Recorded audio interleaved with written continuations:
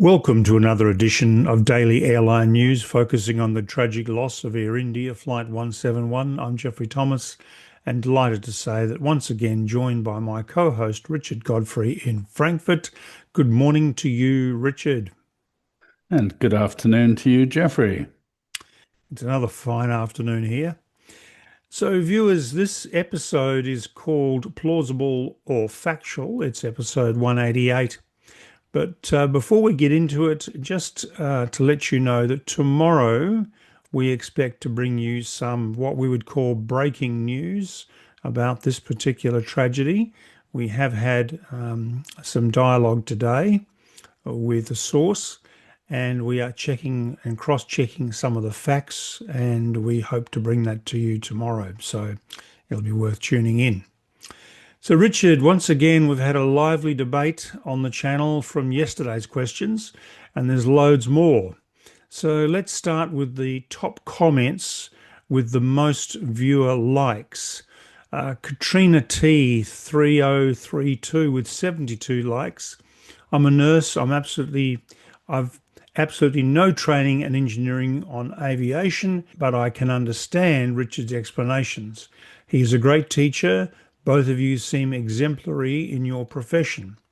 And John Del Uloa, 48 likes, commenting on Trem Doctor 007. We're not selling our report, so no wonder you're not buying it. LOL. I almost inhaled my sip of coffee. Not only is Richard brilliant, but he has a great sense of humour. And a reply from Trem Doctor 007. Yes, I chuckled myself. Clearly, I got under Richard's skin. Sorry, Richard. Of course, I never suggested these gentlemen were selling anything to anyone. I'm not buying it, intended as I disagree.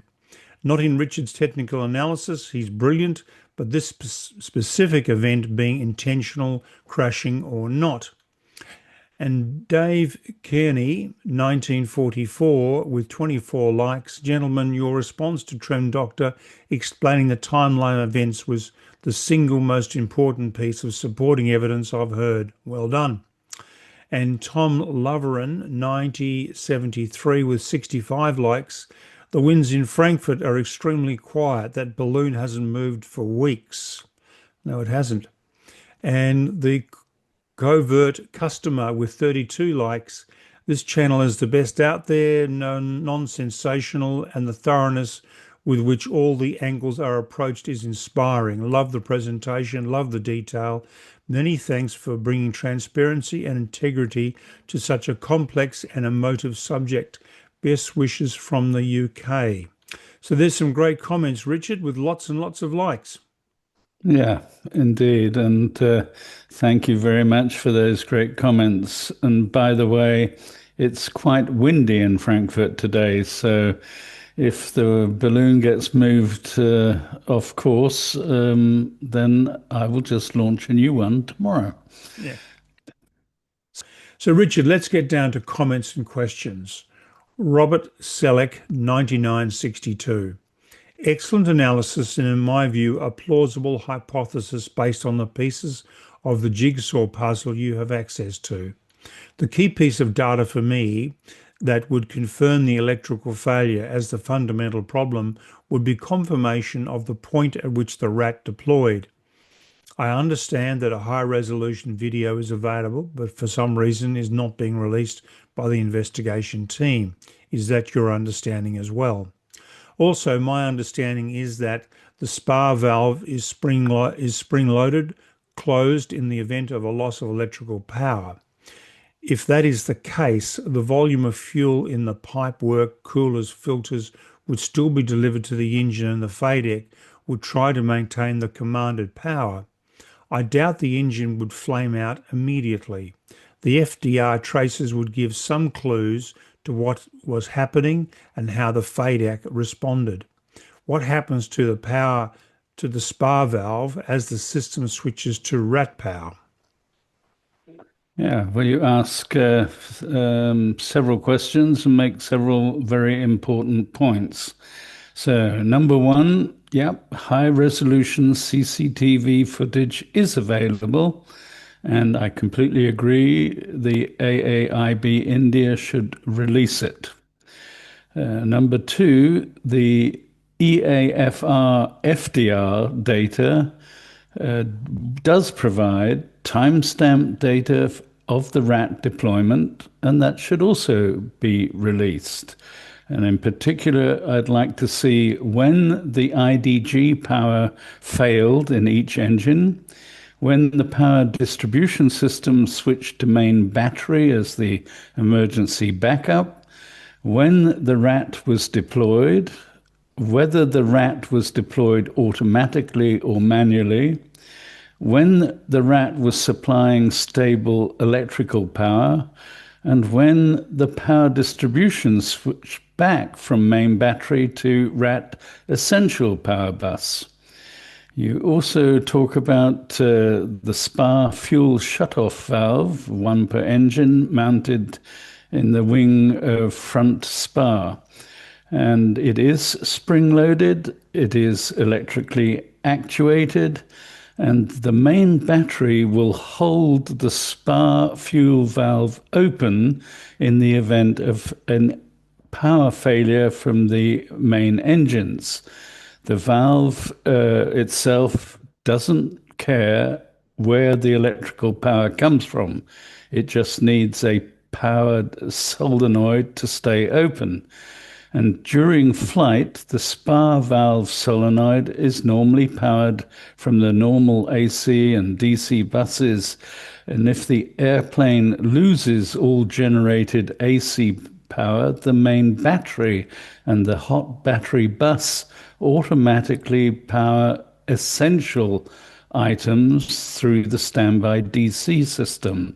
The SPA valves are among those protected loads. So you won't see them snapping shut and killing both engines just because there's a temporary power transfer or generator loss. If, for example, an engine catches fire during flight or separates from the pylon, the SPA fuel valve is designed to close automatically as a safety measure. And if you operate the fire handle in the cockpit, it will directly command the SPA fuel valve to close. But this is not what happened during Air India Flight 171. And I would also mention that the FADEC logs are available. So we can see exactly what the FADEC was doing in both engines in detail, point by point in time. Richard, a few folks are asking about the cargo and did it contain liquids? Luke Pilison 2115, hi guys, analysed the manifest in the rear cargo area of this Boeing, which containers had liquids, and Astaire Calix 4126. Good afternoon, Geoffrey and Richard. After spending so many hours sharing your thoughtful notes, comments and explanations, I remember a saying I learned from an air accident investigator, a lecturer on the 1997 short course at the Cranfield College of Aeronautics, who said, "There are no stupid questions, only stupid people who don't dare ask them." That's an interesting quote. I wonder if some dangerous goods loaded in the cargo compartment could have triggered the avalanche of alerts generated by the ECAS and subsequent succession of random consequences such as the deployment of the rat. This case appears to be a systemic accident, as the Swiss cheese model developed by James Reason describes it as a metaphor for understanding how accidents happen in complex systems. I would add organisations that fail to comply with regulations.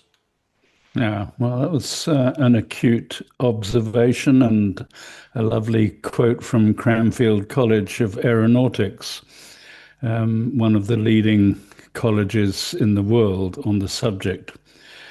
The cargo manifest has not been published, so it would be very useful to have that. And the preliminary report only states one short sentence: there was no dangerous goods on the aircraft. End of quote. So, yeah, they may not have been in the cargo, but what about all of the luggage and passenger baggage? We just don't know. And it's not possible to speculate. What we need is the cargo manifest and a full report on whether there were any dangerous goods on the aircraft or not. Now, Richard, we've got a number of comments that are all related. The first one comes from Sultan Victor Zulu 9 Tango Yankee. Why did he cut off? No, I didn't. The sentence is incomplete and is not completed with a predicate so that we can understand its purpose and precise meaning. Is it for the fuel, the transceiver, the radio, or the headphones between the pilots? The timeline is not mentioned for it. And Doreen Lindner, 2579, as I'm not able to fully process all the technical details, I'm still not sure about the real cause of this terrible accident, but your reasoning sounds quite logical and correct. What's still bothering me is the following question. Why did the investigators decide to incorporate exactly just the two sentences in the report? Could they not have guessed that this would lead to all sorts of speculations and conspiracy theories? Wouldn't it have been better to leave this part out instead of emphasising it? Or was it done in order to give the public the literal bone to chew on, a distraction manoeuvre while gaining time for a thorough investigation? I'm really at a loss here. And Berend OV80F, why is the CVR conversation still presented as if it concerns the switches when neither pilot mentions them? Well, that's a very good points. The preliminary report states in the cockpit voice recording, one of the pilots is heard asking the other, why did he cut off? And the other pilot responded that he did not do so. The previous paragraph, however, talks about the engine 1 and engine 2 fuel cutoff switches, and they were transitioned from run to cutoff position. And the first paragraph on the next page talks about the fuel switches being moved from cutoff back to run, one after the other, and gives the timestamps. There are many possible contexts of the word cutoff as one single word, the phrase cut off with a space between cut and off. Cut space off is an action. It's a verb, and it's to interrupt or stop something. And cut off as a single word is a noun, a thing, a limit, a deadline, a stopping point. And the preliminary report only uses the noun or adjective cut off, and it does that 8 times. And it does not use the verb cut space off. And in the English language, a cutoff is a time or a deadline. A cutoff for applications is Friday at 5 p.m., for example, or it's a limit or a threshold. The test has a cutoff score of 70%. In engineering electronics, it could be something like the circuit has a thermal cutoff switch. And in geography, it's something like the river formed an oxbow lake at the cutoff. So you're quite correct. The statement is vague. It is, I think, deliberately vague and misleading. There's no actual statement. It's just who said what to whom. And we need the full transcript, and we need the audio file. And then we can make up our own minds if there was any context or what the cutoff refers to. So another question too, which I've incorporated from Astaire Calix 4126, Some commentators still speculate about a possible suicidal act. This brings to mind a previous fatal accident, Jeju Air Flight 2216, the crash in December 2024, which claimed 179 lives. And the report didn't reveal what caused the two data recorders to stop simultaneously just before the pilots declared a mayday. It was later discovered that the crew had inadvertently shut down the operational engine. Was it a suicidal act? No. In aviation, we have a term for this, the startle factor. Richard aptly described it as a brain fart, though. Yeah, well, we have used the term startle factor as well. And the term brain fart was actually from a viewer in San Diego. And you're quite correct. A brain fart is an informal and slang term. And what it means is a temporary lapse in memory or concentration or judgment. And usually it refers to something trivial or silly. For example, you forget why you walked into a room, or you mix up two simple words, or you hit the wrong button on a familiar device. It's not a medical term, it's just a humorous way of saying your brain glitched for a moment. We went into this in more depth in episode 155, and the subject was cognitive disorder. And I can recommend taking a look at that episode. So, yeah, we called it a brain fart, but I think everyone understands what we mean. I hope they do. Joe Kostka, 1298. Yes, there is a big problem with the CVR not being made public. Can you comment as to why, assuming it is not some matter of cover-up? Is there a deeper technical reason being discussed or considered? Are we witnessing bureaucratic red tape or something more sinister?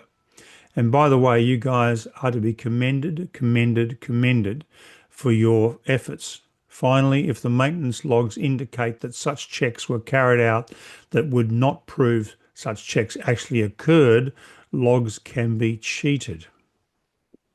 Yeah, logs can be cheated, and there are several examples of that happening. The preliminary report is missing so much data, and we have done an episode 129, and we actually titled it "Cover Up?" question mark. Episode 151 was titled "What is Missing?" and we went through all of the missing data. Episode 159 was titled "All is Not What It Seems." And episode 161 was titled "Obfuscation." So, Joe, you ask, are we witnessing bureaucratic red tape or something more sinister? And I can tell you this is not just bureaucratic red tape, in my view. So draw your own conclusion. Auspicious event. Gents, the AD for the water leak only came out later in June 2025 after the crash. Is that an accurate assertion? No, sorry, it is not auspicious event. The deadline was the 18th of June, but the AD was published on the 14th of May. And it references a Boeing alert requirements bulletin, and that was published on the 6th of March 2024, over a year beforehand.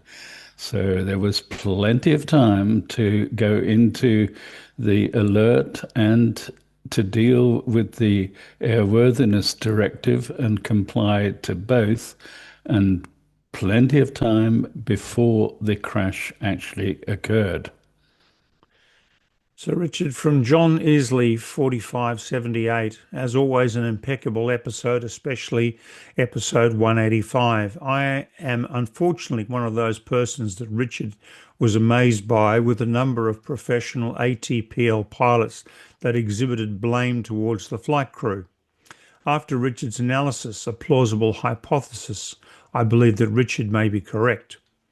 Every flight crew member that I have spoken to within my current airline, including myself, believes that the AAIB prelim report is dreadful, worded unprofessionally, and somewhat childlike.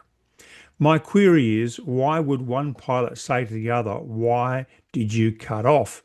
without a split-second turn of his head and physically confirming the fuel switches have in fact moved to the off position? What we all require is the full cockpit audio transcript. I believe that this will end speculation and tell the actual facts. Thank you again for what I would call the most accurate and factual channel regarding both AI 171 and MH370. Yeah, John, many thanks. And I have to say, it would be an honor to fly on an aircraft where you are the pilot. We've said the word cutoff may or may not apply to the fuel switches. That is an inference which most people have made. Certainly all of the mainstream press have made that inference, but it is not actually stated. And I agree with you, the full cockpit audio transcript should be released. And for example, on MH370, it was released.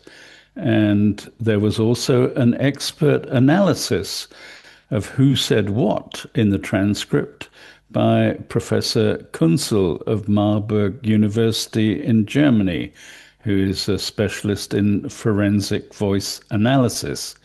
And we need similar expertise applied to the audio transcript once it is released in full. And we need the audio files released in full so that any experts can make their judgment on what was said and by whom. Jasper Paul, 8180. I'm making the same comment in this video too. Indian government does not respond unless they are forced to do so legally. Since they are a public entity, they are legally answerable if you ask the question and information via the RTI, Right to Information. Yeah, that's right, Jasper. But you have to be an Indian citizen to file a RTI request for the DGCA or the AAIB India to publish information. That request can be rejected, but you can appeal.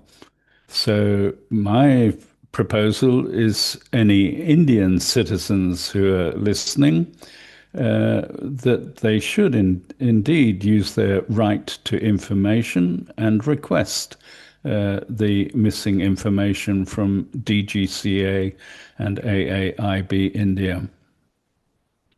Richard from Cancrit Meta 2281.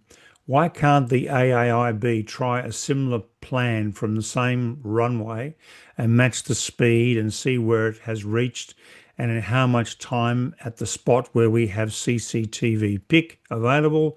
Such backworking is required. In other words, simulate the flight again. Yeah, and that's a great idea. Simulator runs were done in the flight simulator in Mumbai, but it's still a different thing to actually do a simulation at Ahmedabad Airport on the same runway, in the same conditions environmentally, with the same weight of cargo and passengers. So what we have done is we've checked all previous flights of Air India Boeing 787-8 aircraft and VT-AMB in particular from Ahmedabad Airport during the previous year. We selected flights heading to London Gatwick. We know the takeoff wind speed and direction, as well as the temperature and air pressure. But what we don't know for each flight is the takeoff weight. We know for VTAMB on the 12th of June what the takeoff weight was, and that was within the range of all other VTAMB takeoffs and all other Boeing 787-8 takeoffs. But I have to say, there is a very wide range. Some planes took off very early on the runway, obviously had a low aircraft weight, and others were much closer towards the end of the runway. And VTAMB on the 12th of June was within the range. So it's not completely abnormal per se. What we do know is the acceleration on the runway was lower than expected by a margin of around 35% lower, which implies some drag from roll resistance, for example, brakes not releasing fully.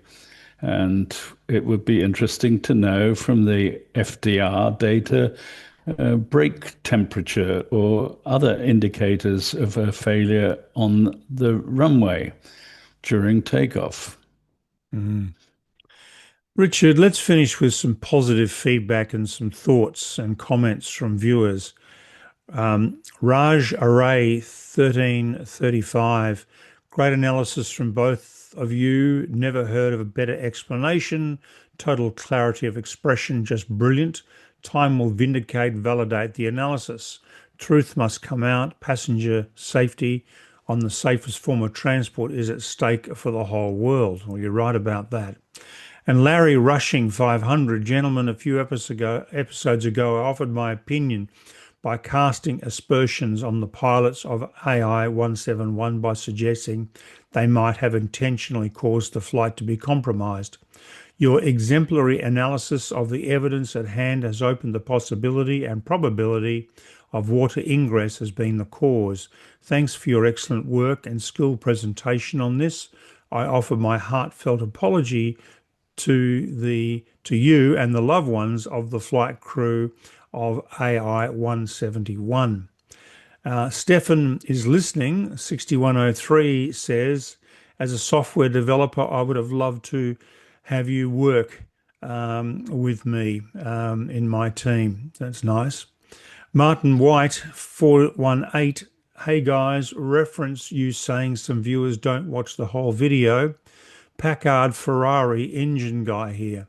I watch each of the videos no less than 2 times and usually 4, but I sometimes get interrupted and it would look like I'm not finishing the video. I may have to consider responding to people. I'm sorry, I don't have time for business right now. I can't have Richard and Geoffrey thinking I'm not finishing their videos. And Jilly Penn 2698. Sorry, I broke into a laughing fit on that. And Martin, please don't stop business just to watch the video. You can watch it at any time at your convenience. So Jilly Penn 2698, you two are absolutely gentlemen in every sense of the word. You not only humbly thank the many or commenters who praise your incredible work, but you masterfully address the dissenters of your channel. I loved Richard's measured response to Ryan Hawk 4169. I'm just an aviation enthusiast whose dad was an Air Force ATC in the UK, with absolutely no technical knowledge or expertise beyond my love of all things about flying. And I'm intrigued and impressed at the knowledge and professionalism that you both exhibit.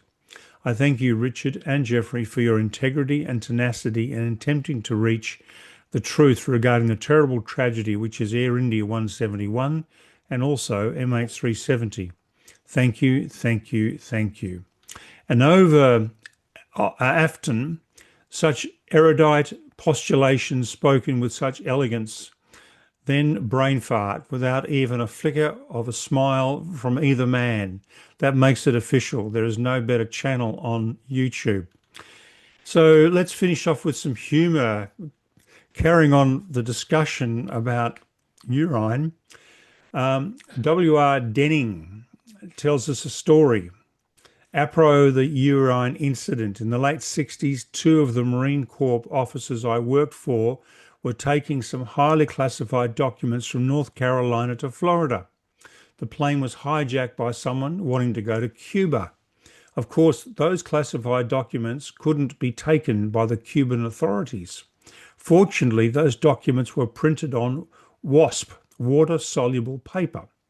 So the junior officer opened up his briefcase and urinated into it, thus dissolving the secrets. They landed in Cuba with mush in the briefcase. Oh, that's brilliant. Yeah, well, you have to be careful what documents you're carrying and make sure they're on water-soluble paper. Yeah, indeed. So, Richard, that's all we've got, and viewers, I should say, Richard and viewers, that's all we've got time for today. We're running out of time. Um, Thank you, Richard, very much indeed for answering those questions from the viewers. And viewers, as I mentioned, tomorrow we probably are going to have some fascinating and disturbing breaking news.